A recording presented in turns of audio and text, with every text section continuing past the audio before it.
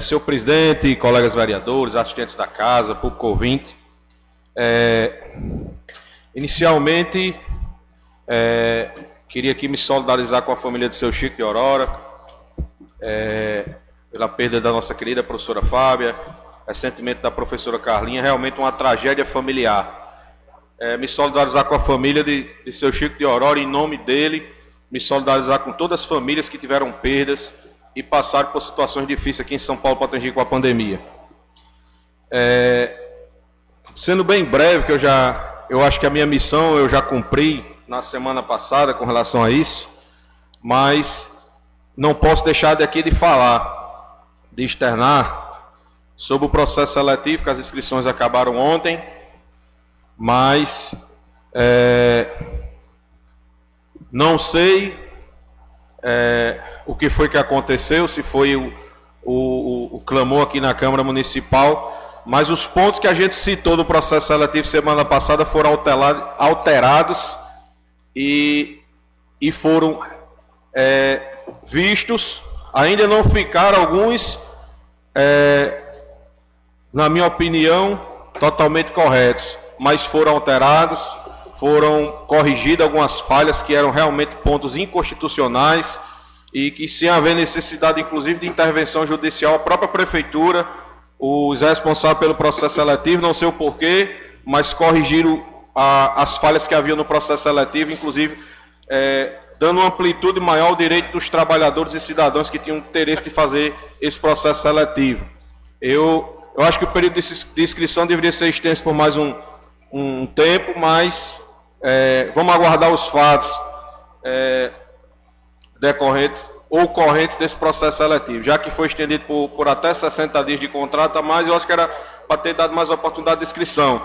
Mas uma coisa que me deixa feliz é compreender, às vezes a gente fica com uma certa insegurança, mas porque a voz que sai dentro desta casa aqui, ela é ouvida em São Paulo, Potengi, e com certeza foi ouvida também pela comissão do processo seletivo, pelos responsáveis pelo setor de legislação da prefeitura. Eu queria aqui só falar um pouco de alguns pontos que a gente tem visto nas últimas semanas e deixa aqui até um alerta, que eu não sei se a voz dessa casa chega ao Ministério Público não, né, a Justiça aqui de São Paulo, Potengi não. Talvez os funcionários, os servidores até vejam, mas não chega lá não, presidente. Mas São Paulo do Potengi, em janeiro, foi decretado um sistema de calamidade administrativa e financeira. Temos um decreto nacional aí de corte de gastos mediante a pandemia do Covid-19. Eu não vi nenhuma redução de gasto ainda por parte do Poder Executivo. Eu não vi nenhuma redução de gastos. Alguns serviços que já foram até licitados com amplitude de valor.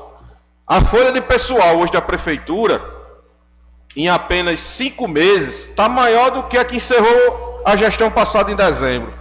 Para você ter uma ideia, até o final de dezembro tinha 645 funcionários. Hoje a folha da Prefeitura está na internet, no portal da transparência do próprio site da Prefeitura. Tem 760 entre contratados e comissionados, e funcionários efetivos. E a gente tem lá, num gráfico que tem no próprio site, mostra, nós estamos com uma balança praticamente igual. Difere muito pouco dos efetivos, dos efetivos dos contratados e comissionados. Aí eu me pergunto, se eu fosse promotor de justiça de São Paulo, Potengi,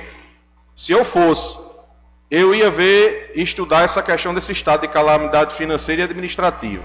Calamidade administrativa, que eu entendo, é quando você realmente pega uma situação administrativa que os serviços públicos não estão funcionando, que não tinha nada, estava tudo abandonado. Isso não era a realidade de São Paulo, Potengi. E tem que se ver essa questão financeira, a questão ligada à calamidade financeira. Porque se está de calamidade financeira e continua com aumentos de gastos, inclusive de folha de pagamento, licitações, aluguéis aí de garagem, de tudo, e valores que a gente tem que até olhar direitinho, essas questões dessas licitações, essas situações, mas é importante que a gente diga isso aqui, que a gente veja essas situações. Repito, se há um estado de calamidade administrativa e financeira, por que continua com aumento de gastos? Porque houve aumento de gastos. Se eu tenho um estado de calamidade financeira na minha casa, ou na minha empresa, na minha residência, o que é que eu faço? Eu vou cortar gastos para sanar aquela questão financeira, para depois eu começar a evoluir financeiramente novamente.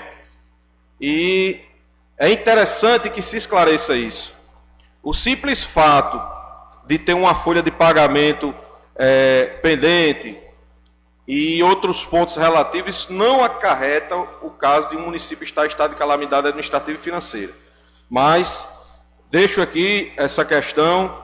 Eu achei, quando eu olhei essa questão no portal e olhando esses números, fiquei muito curioso em tentar entender que situação é essa. Se há uma questão de calamidade financeira, porque há um aumento de gasto. Inclusive, a gente está com um projeto aí que foi lido aqui hoje, que vai para a comissão, de uma abertura de crédito especial no orçamento. Já foi utilizado os 5% que tinha, mas 15% de reabertura de crédito adicional, que talvez gire em torno aí de uns 8 milhões de reais. Mas a gente vai olhar o projeto junto com a comissão, vamos procurar entender, porque no próprio projeto ele não deixa bem claro qual vai ser a utilização disso aí, mas é uma abertura de crédito especial de 15% que o poder está pedindo. Fico ainda sem entender o estado de calamidade. Mas, enfim, gente, eu queria só aqui falar mais um pouco sobre esse projeto. Quando eu gosto de discutir política pública e leis, em nenhum momento aqui eu estou citando, a gente está querendo regulamentar algo que já é lei. Inclusive, como foi citado aqui, tem até vereador preso, como o vereador de Parnamirim. Tem um deputado que está sob investigação, não está preso porque tem imunidade. E tem uma bomba no Rio Grande do Norte que está para estourar a qualquer hora com relação a essa questão de fura-fila. Eu acredito que isso aconteça talvez em todo o sistema SUS do Brasil. Aconteça isso. Fura-fila, vereador.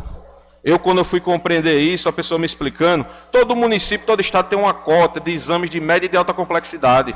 Todo município tem. Eu não sei dizer onde São Paulo Potengi quanto é hoje, não. O estado tem, todo mundo tem.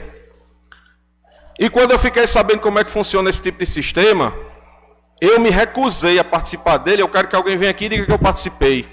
Inclusive, teve até representante da esfera política estadual que me ofereceu esse serviço também. É uma fila que tem lá, vou citar aqui um exemplo fictício. Vamos dizer que São Paulo Potengi tenha 20 ultras por mês que vêm para São Paulo do Potengi.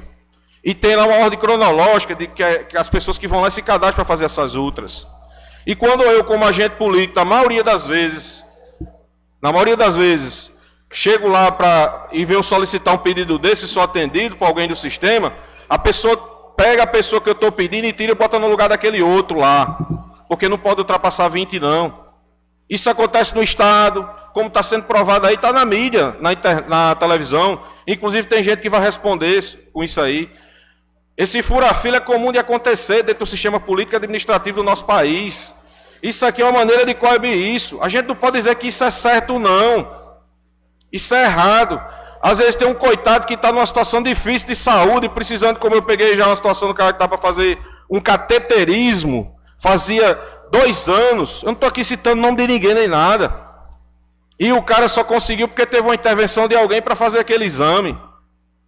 Não tenho dúvidas que se o nome dele fazia 2 anos que estava numa lista, será que não chegou a vez dele em 2 anos? Isso é discutido em todo canto. Isso aqui é uma lei que regulamenta isso, não está tirando direito de proibir vereador nem assessor de dar assistência ao povo, não. Eu vou fazer, quando eu vi necessidade de uma pessoa que não tem condição na secretaria, eu vou lá e mostro. Talvez leve até a lei na mão, está aqui, ó. Eu estou cumprindo um direito, que a pessoa não pode vir. Mas uma pessoa com sanidade, com saúde, deixa essa pessoa, orienta ele na secretaria, marcar o exame dele. E a gente está agindo contra a lei, a gente tem que dar o exemplo. Nós somos servidores públicos, agente político, representando o povo, e a gente tem que dar o exemplo. Se a gente começar a dar exemplo por nossa cidade hoje, que a gente é representante, como é que vai ficar a situação? Eu não posso pensar em discutir uma lei sem saber se ela vai ser cumprida ou não vai. A gente tem que colocar, tem que aprovar, tem que discutir e tem que ver o que é certo. O que é certo.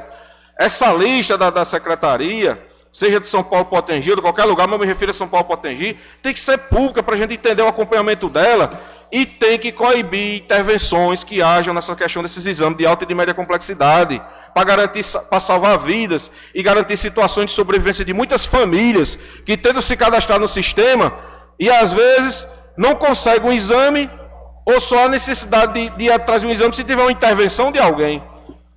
Eu sou contra isso, toda a vida fui. Isso aqui não é hipocrisia não, toda a vida fui contra isso. E vou continuar sendo. Aí às vezes as pessoas podem... Eu vi um comentário que a pessoa fez aí no... Só um minuto, presidente. Num comentário. E por que Alisson não fez isso antes? Por que ele não fez isso antes? Eu já bati de frente com isso aqui diversas vezes. Mas às vezes a gente não tem assessoria jurídica, o apoio de algumas ideias, de algumas iniciativas.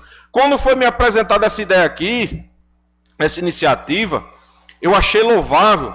E tenho muita coragem de vir aqui discutir, apresentar, ainda defender, porque eu entendo que tem que ser assim, até para a própria secretária de saúde trabalhar tranquila, é uma grande defensora do SUS, aqui em São Paulo Potengi, em todo canto que ela anda, que ela passa, sempre é aberta a discussões aqui, mas eu sei da pressão que ela passa, muitas vezes por conta disso. E se me pedir minha opinião aqui, até nesses processos que estão se pedindo, eu sou contra a intervenção. A gente tem que lutar que para o serviço funcione com qualidade e esteja disponível para toda a população. Aí sim, eu estou com a minha bandeira para dar pinote, para gritar, para falar. Agora, para ter intervenção, não adianta ajudar ninguém se estou prejudicando o outro. Não adianta ajudar ninguém se eu estou prejudicando outra pessoa. O simples fato é esse. Então, a gente tem que lutar por essas questões. Parabéns aos vereadores que votaram a favor. Eu entendo a situação de cada um, eu entendo quanto menos a gente está aqui numa democracia, a gente tem que ter diálogo, tem que discutir, mas eu acho que a gente tem que continuar com as intervenções. Inclusive, eu já falei até na comissão, nós temos que tratar uma forma, só tinha sido 5, cara? Né? A gente tem que tratar uma forma de ter controle da ordem cronológica de prestação de serviço. Lembre-se que essas cadeiras que a gente está sentando aqui não é eterna, não. A gente pode estar aqui hoje, pode estar aqui amanhã. E quando for discutir política pública e legislação, a gente esqueça um pouco a questão partidária, a familiaridade, a gente esqueça um pouco situação, oposição, e pense de algo construtivo que a gente vai estar deixando na passagem que teve por esta casa. Eu penso assim, vou continuar pensando assim, e eu acho que a gente tem que pensar no bem comum da cidade. E jamais, não adianta ajudar uma pessoa se você está prejudicando o outro. Eu digo isso. E a saúde é um direito de todos. Se a gente quer defender o SUS, o sistema de saúde, a gente tem que coibir esse tipo de atitude. Muito obrigado, que o plano de Deus cumpra na vida de todos.